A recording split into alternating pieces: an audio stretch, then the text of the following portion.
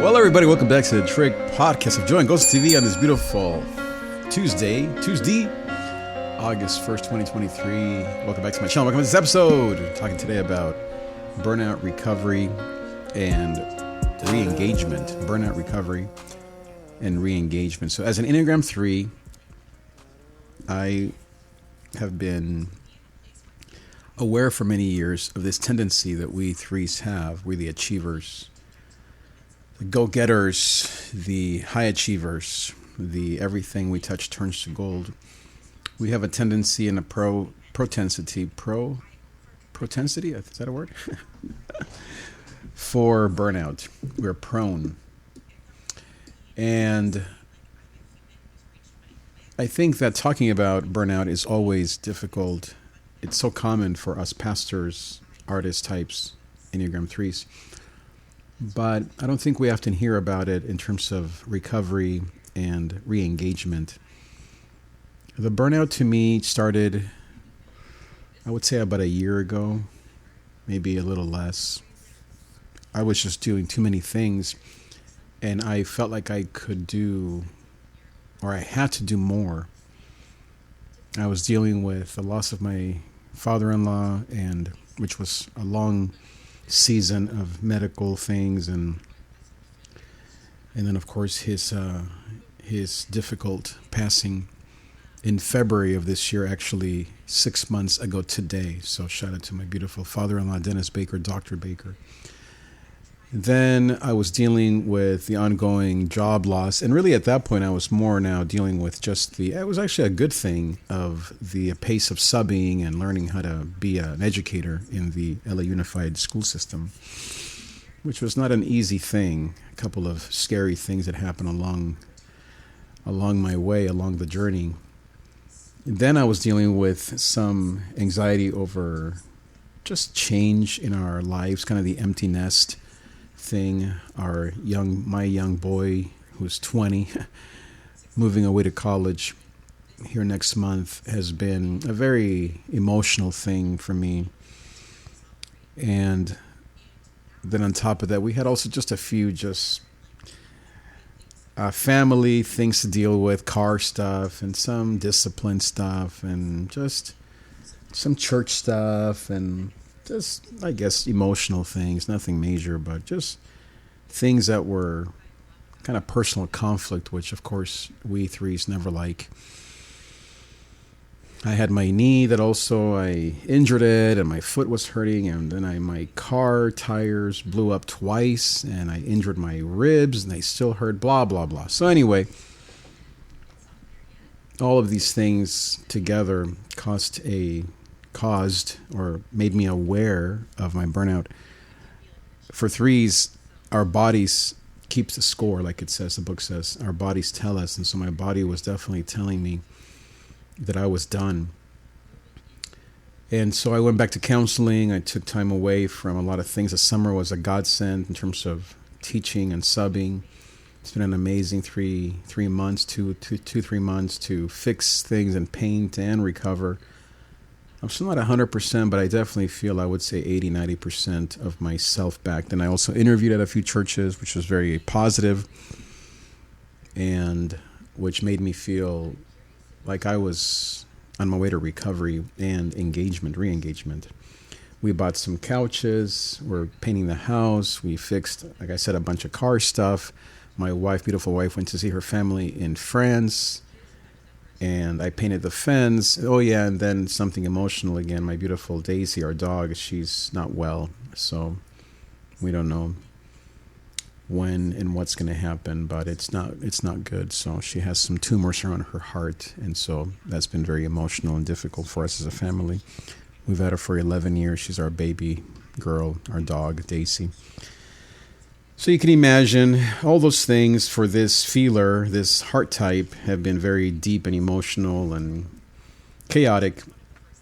And amidst all of that, of course, I continued to, I wouldn't say I was pushing. I'm very proud of myself this summer. As I said, I did take a lot of time off to recover and to take care of my soul, my body. I haven't worked out as I've needed to, but I have done a little bit of that.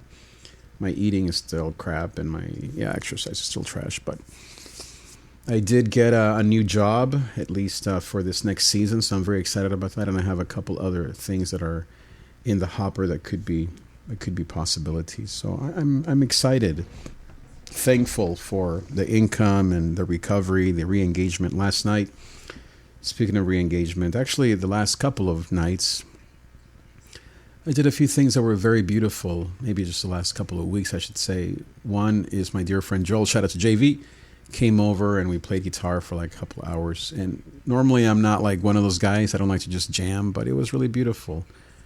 And then my dear friend Sean came over, shout out to Sean Blake, and same thing, no agenda, no music per se, just talking about our lives as men and faith and God and marriage and art and music, a lot of beautiful things.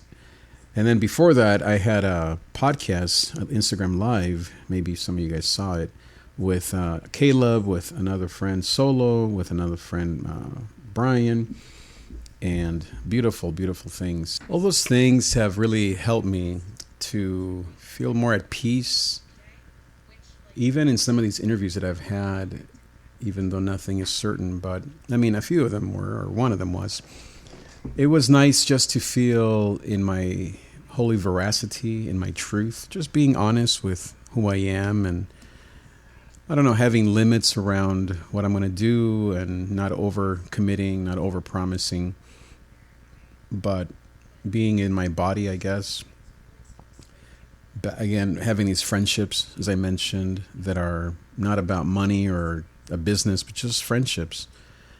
All these things are very six, and I'm trying to move to my six more. And even though, of course, I have that three instinct, but even in these conversations I've had with different churches, I haven't tried to come across as I'm the best thing since sliced bread, or I'm going to grow your church. I mean, I definitely am still myself, and I'm proud of what God has done through us. But I don't really lead, or I'm trying to impress people with my amazing resume.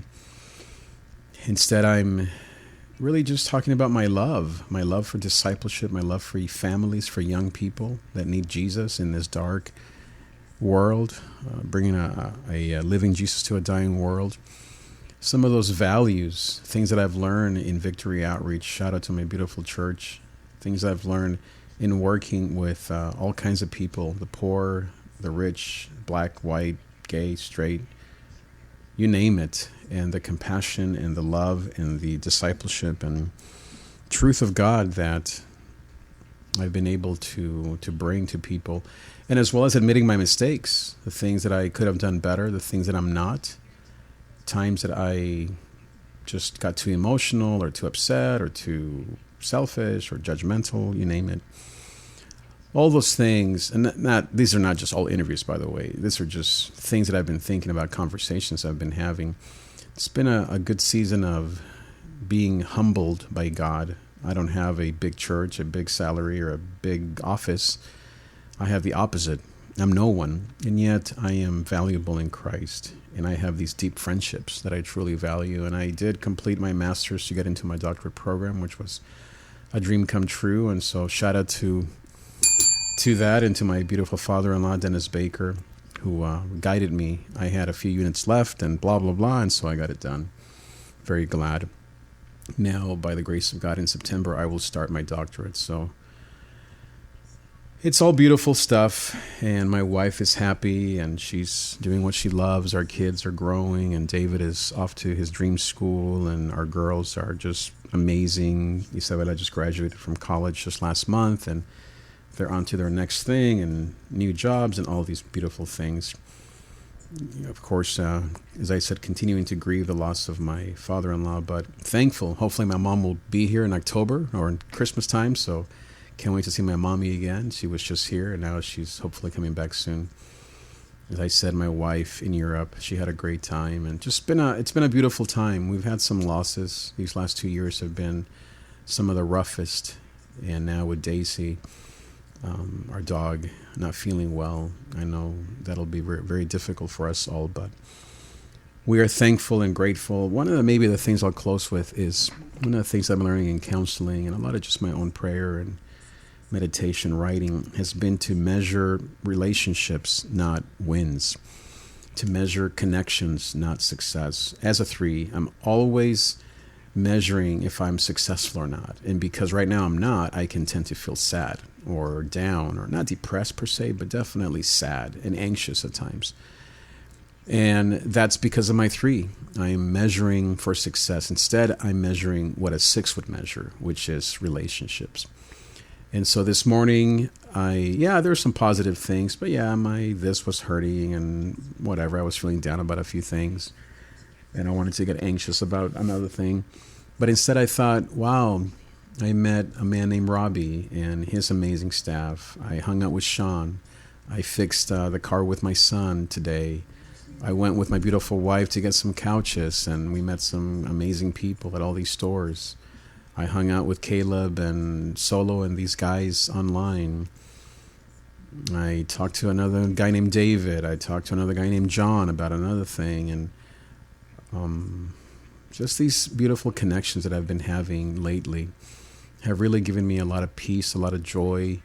And as I said, it's measuring connections, measuring relationships, not measuring, am I at the top? Do I have a big church or any of that stuff? As I do that, I'm finding more and more peace in my life, and more joy and more happiness, and less of the feelings of failure, which are so damaging to a 3. So I know that more good things are coming, and I thank God for that. I bless the Lord, oh my soul. I thank God for my therapist. I thank God for all the beautiful things, the people that I'm helping. So as we all head into the fall, here August, and back to school and all those crazy things, my prayer for you today is that you will measure connections, especially if you're a 3, and not measure wins or losses, successes or failures, knowing that those things don't satisfy.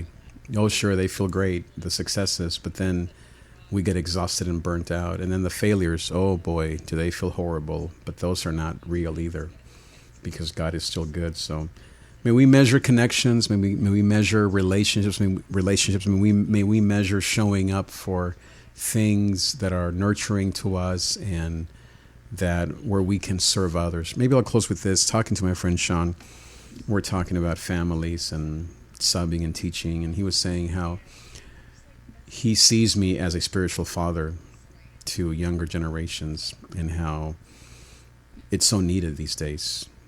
To have spiritual fathers is such a crucial thing. We need to have men, father figures like God our Father, males that are showing up in this world as men of God, to be fathers to the fatherless. I think that's Psalm 32 perhaps. That God is a father to the fatherless and a protector of the widows.